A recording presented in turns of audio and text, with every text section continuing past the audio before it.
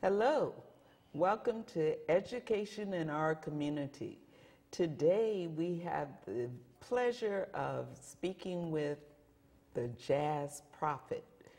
This is a gentleman that is a community member, somebody that has transported from the East Coast to the West Coast years ago, and he's a musician. He's a jazz prophet, he's a photographer, and he's an all-around Renaissance man.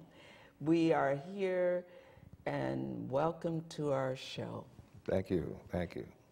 My name is LORA SALL, and I'm the host today, and I heard about you through community members, and they told me I had to have you on this show.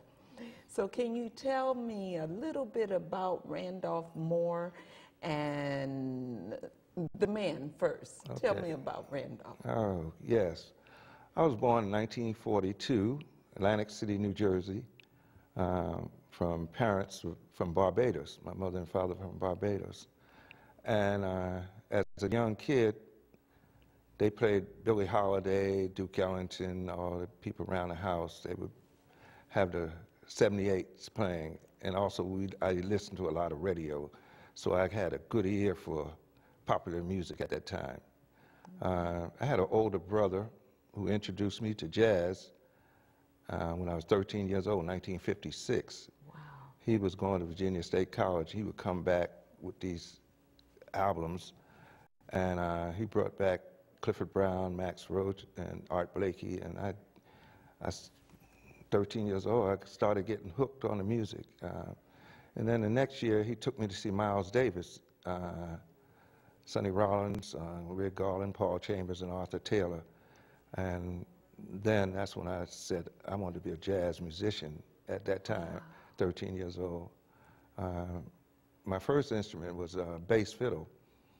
I worked one summer and brought a bass and started by ear, because when I was younger, I didn't want to take up an instrument because I thought it was kind of sissy-ish, you know. Mm-hmm.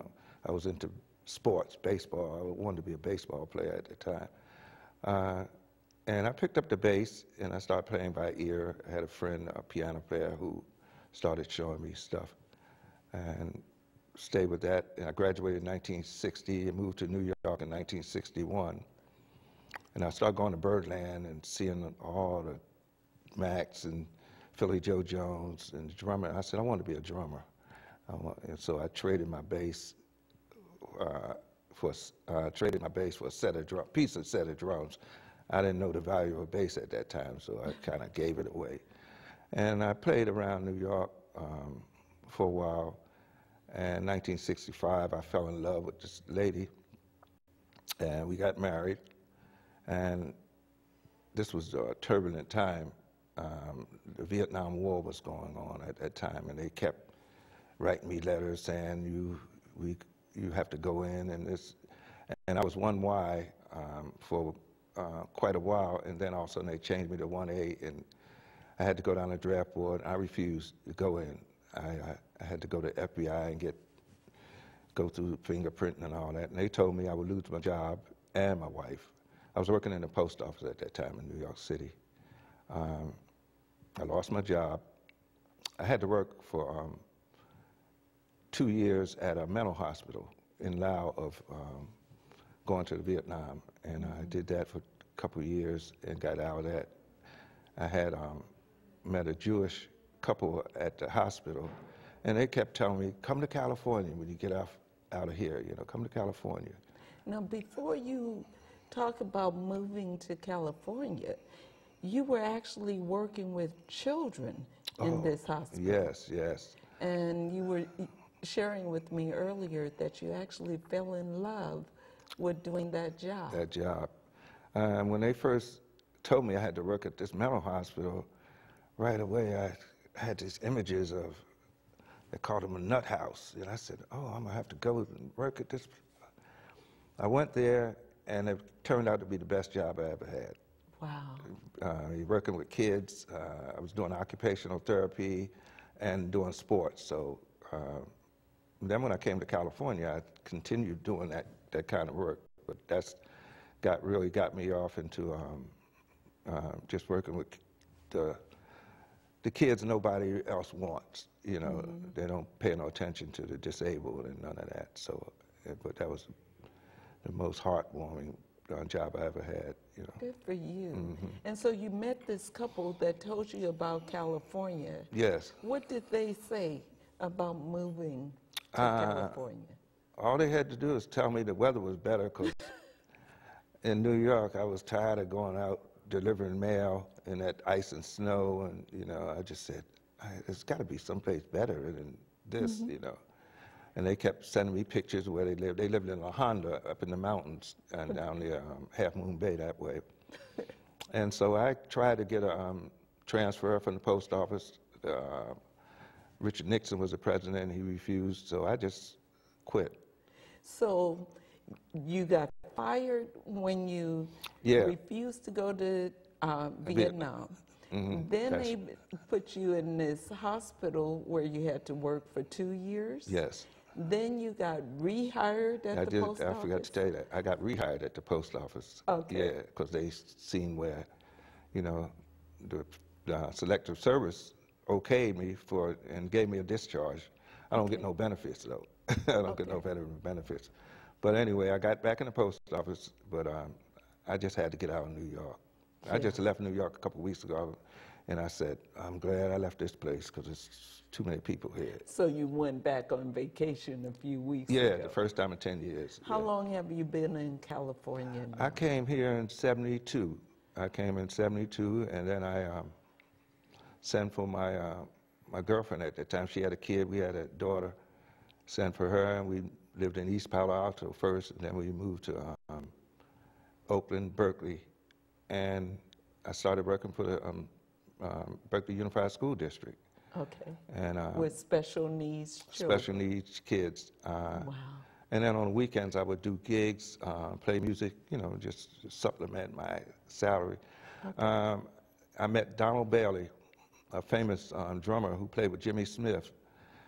We hooked up, and we started doing jam sessions here on University Avenue in Berkeley. And he asked me, what do you like to do outside of playing the drums? I told him I would like to sing a little, you know, and I came and sang a tune called Just Friends, and everybody kind of liked it. And so I started, I said, oh, let me get some gigs singing, play drums. Now, that's a fascinating story. You said that you didn't start singing until you were 54 years old? 54 years old, yeah. And prior to that, you had no idea that you could sing? Yeah. I thought that singer had to know all these lyrics, and I thought that was impossible to know all these words to these songs, you know. But I had been backing up a lot of singers out here, and which I thought they couldn't sing, really. I was a drummer. I said, man, I could do better than that, you know. So when my friend recorded me, I kind of liked what I was doing, and so I found a fake book with all these tunes, and then I started practicing. I knew the melodies already from just being a jazz listener, so I just had to learn the words to these songs, you know. So clearly you had a talent for music. You had a good ear. Yeah, okay? Yeah. And you went from the bass to the drums to adding vocals. Any other instrument that you play? No, I think that's about it.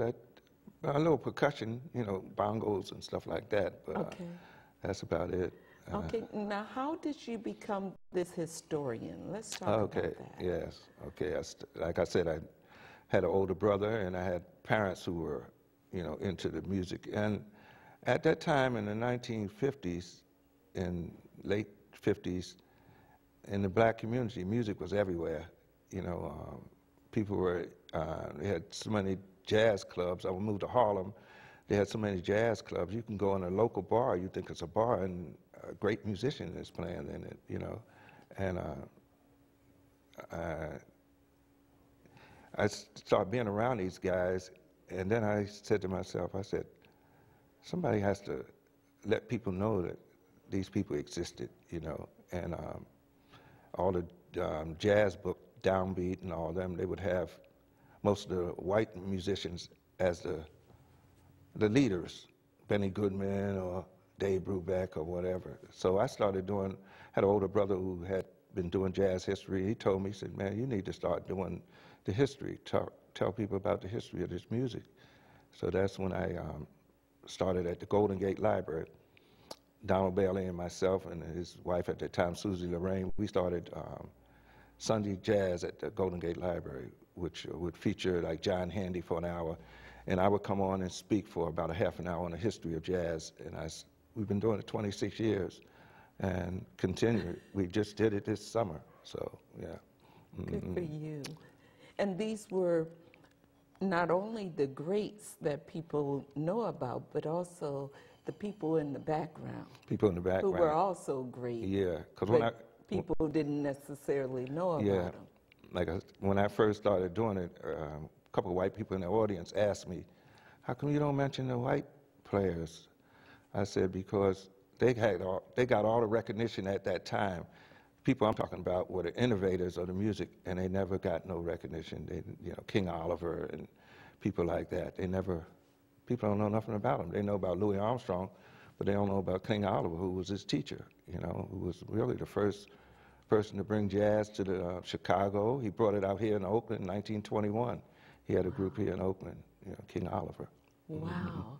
Tell us about the gentleman you mentioned earlier, that when you were a kid, or when you were younger, you heard about...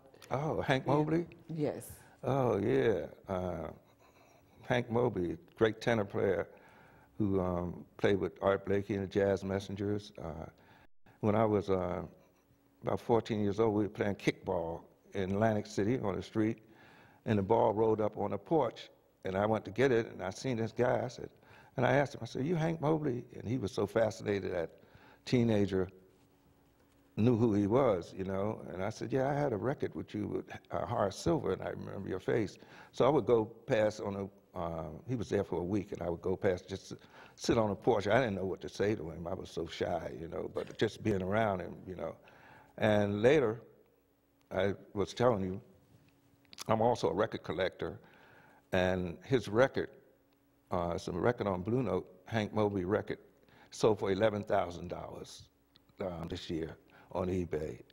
And a lot of people didn't know nothing about Hank Mobley. They didn't see him as a giant. I did. I seen him up there with Coltrane and Sonny Rollins. He was right there with him.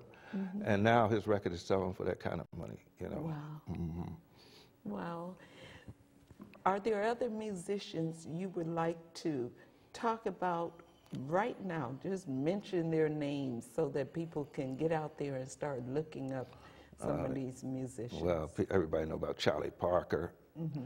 But what I did when I came to California, which really turned me around, was when I was in New York and younger, I would only listen to the younger guys like Lee Morgan and Art Blakey. When I came to California, I started buying records by Fletcher Henderson and Duke Ellington, Count Basie, the older people that my folks listened to. And I think people should start listening to some of the classic Coleman Hawkins, Lester Young, and most people know about Coltrane and Miles, but they don't know about Howard McGee mm-hmm. and Fats Navarro and people like that. Are there places you go now to hear good jazz? Yeah, one place I go to is Jeffrey's. Okay. On 14th Street. They have a group down there, Yancey Taylor's group. He features a vocalist every week, and he has a great group that backs him up. Mm-hmm. And that's I went to see Yoshi's at Freddie Cole last week. I went to see Nat King Cole's brother. Okay. But it's far in between. You get some great artists out here now because most of the giants and great musicians passed away. So we don't have that. We don't have that that connection now, and they really don't have no major groups. Whereas when I grew up, they had Horace Silver Quintet, Miles Davis Quintet, Jimmy Smith's Quintet, Cannonball, Nancy Wilson. It was just a slew of great music that was happening. What do you think happened? Why don't our children appreciate good music today? Well, a lot of it's not on the radio or broadcast, and also when they took the instruments out of the schools, they took a lot of the music programs out of the schools. And like when I went to school, we had a music room and instruments were all over. You can just go in and pick up whatever instrument you wanted, and that was it. Then they give you a teacher for it, But now it's, a lot of kids are rapping because they don't have the instruments to really express themselves with, so they doing this rapping thing, and which I'm not really into it, It's more like poetry to me. It's a poet, yeah. Yeah. And you're not saying there's anything wrong with it. It's just that here's this craft, this art that is no longer available to our children. To our children. And it's also, like Art Blakey said, jazz was invented by black people, but we know less about jazz than anybody. Most people, Japanese, most Europeans know about jazz, but you ask a person in Baltimore, Maryland, or somewhere, especially at a certain age group, went to see Freddie Cole. It was mostly the elderly, crowd that was there. There wasn't too many younger people. So, Is there something that we did not say today that you really want everyone to know about jazz and about Mr. Moore and about where you see things going now? Okay. Well, jazz now is pretty much controlled by the Europeans now. The white people have jazz, and they really showing it from their point of view, whereas that's what I'm trying to do, keep this Cab Calloway and people like that, they're still around. To me, they're still around. They're still here. And these people were the ones who really, they did it because they weren't making no money off it. They would travel, Donald Bailey said they would travel with Jimmy Smith to they leave Philadelphia and go to Illinois somewhere, they're not knowing if they're going to get paid or not. They just wanted to go play some music, to express itself. So, and jazz is music for your brain. It makes your brain operate differently than music that makes you want to shake your booty. It's a difference. Now, do you still play your instrument? Yes, I perform. I've been playing at a restaurant called 44 in Berkeley on Alcatraz and Adeline. I've been doing that, and I did Knicks for about 6 years before they changed their policy, and just weddings or things like that. I try to do that. And your photography is something that you allowed into your repertoire. I started taking pictures with film back in New York, but I really didn't get into it, developing and all that. And then when digital came out, it was like a brand new thing. I mean, it makes you a better photographer because you can shoot something. If you don't like it, erase it and shoot again, so it makes you a better photographer. So bottom line is, you're not a retired person. You retired certain professions, but you continue to move forward with your music, with your singing, with your photography. You have this full life. Yes. I don't have to go to the cotton patch in the morning now. So I can wake up when I want. I've been doing a little part-time job with a friend of mine. He's a plumber, so I've been, doing little things like that. But music is the thing with me. I try to play music at my house. I've got a hell of a record collection, so I have to have music in my life. And I don't understand why some people go to the house and it's just blank, there's no music in the air, so. Did your brother continue to speak as a historian until he made his transition? Yes, he was doing that. He died at 41 years old, accident, but He had been speaking at the different colleges, Temple. There's a couple colleges on the East Coast that he was doing lectures at. Okay. And he's the one who really got me. He told me, he said, man, we know more about this music, so we need to present it and let people know about it, you know. So, Good for you. What would you like to do with your historian status? I would like to present it to school kids. Okay.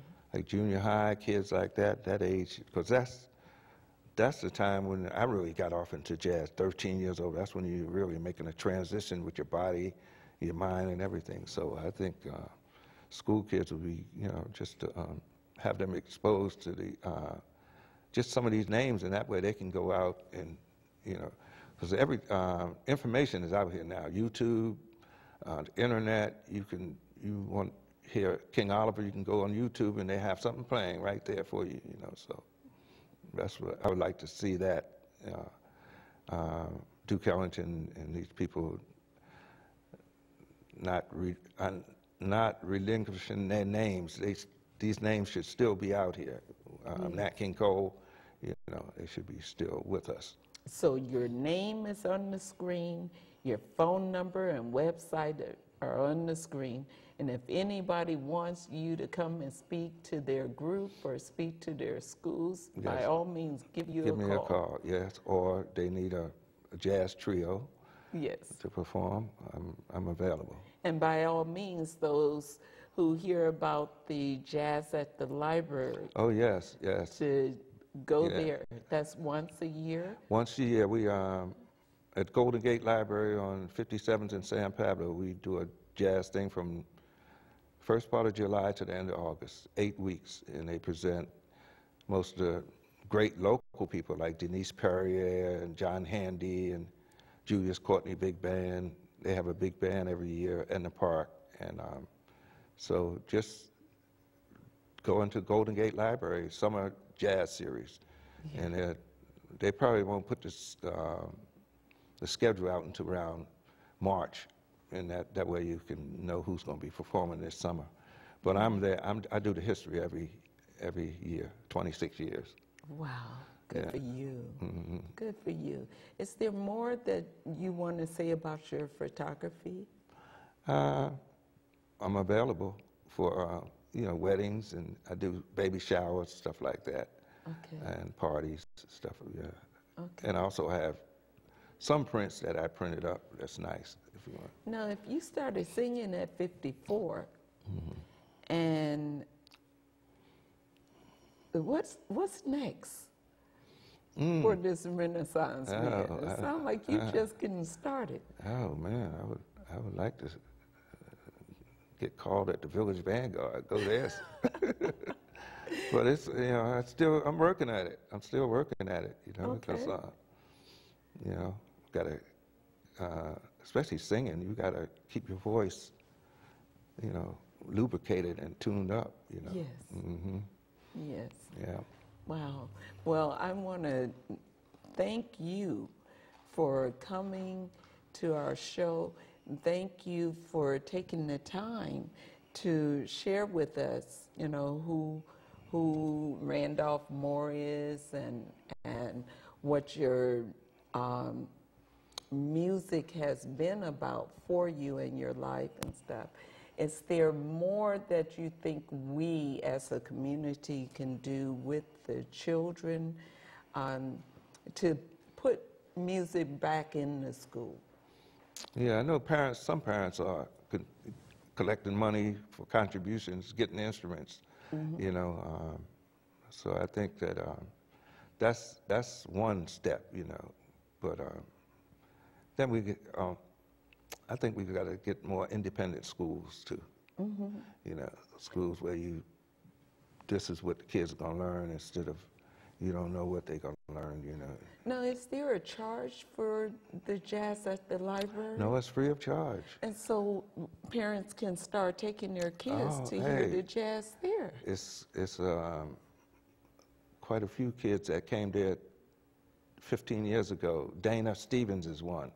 He's a big saxophone star in New York now, Dana Stevens. He started coming there lived in Alameda. He started coming there when he was like 12 years old. He couldn't really hardly play a note. Now he's recording with Wynton Marsalis and everybody. Wow. And they have a drummer now that's there. His name, Genius Leslie, that's his name. Uh-huh. And he's a genius on them drums. This boy is 12 years old. Oh, I've seen He him played with over at Yancey. Jeffrey's. Yeah, he played with Yancey. That's right. Uh-huh. So, yeah, if people would take the time to take their children to hear musicians and introduce instruments to their kids, they may discover their kids have talents. They have a love for it. Yeah. Yeah. That's Oh, my goodness. And so, including photography and singing and playing the instrument. Now, do you teach? No, I haven't been teaching. No, I haven't been teaching. I know some guys that I have studied with that are real good teachers. That's who I send kids to. Okay. This guy named Sly Randolph, who's real good. You know, he's a great teacher. No, is he local? Local. He lives in Richmond. He's the one who teaching Genius. He's Okay. Genius's teacher. Oh, that's good. I know. Say his name again. Sly Randolph. Sly Randolph. Okay. Yeah. And in Richmond. Yeah, he lives in Richmond. Okay. Any other teachers you know that are local? I can't think of right off the top, but I know there's some. But he's one of the ones I really like. Okay. Yeah.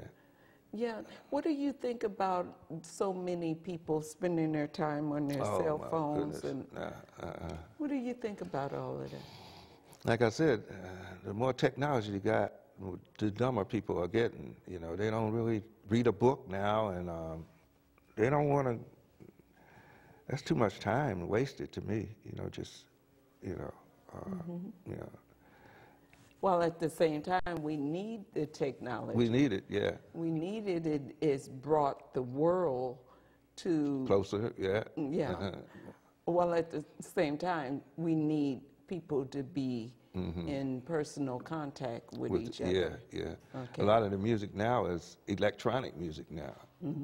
Whereas you go to a recording session, the drummer might record one day, they bring the bass player in another day, so it's not a democratic thing, you know, you're not there together, you know, and so I think that's bad for music technology, you know, in that sense. It's bad for music. Wow, we covered quite a bit. Here you're a Vietnam veteran, or you're a veteran from the Vietnam era. Conscientious objector. Conscientious objector. I had no idea they would give you another kind of job. Yeah. When you refused to go. I thought everybody just left the country. No, they the ones who just, they're not a conscientious objector. They just a draft dodger. That's what they call them. Okay. Okay. The people that went to Canada. Yeah, I did. Me and my wife went to Canada for a month. We were checking it out, see if it was right for us, but we came back to Brooklyn. We came on back. Yeah. Well, Mr. Moore, it is, as always, anytime you really start talking about great things, it's hard to stop. Yes. But I appreciate you coming. Thank you. Babe. This is Education in Our Community, and I'm LORA SALL, your host, and I want you to look forward to seeing us again soon. Thank you. Thank you. All right, baby.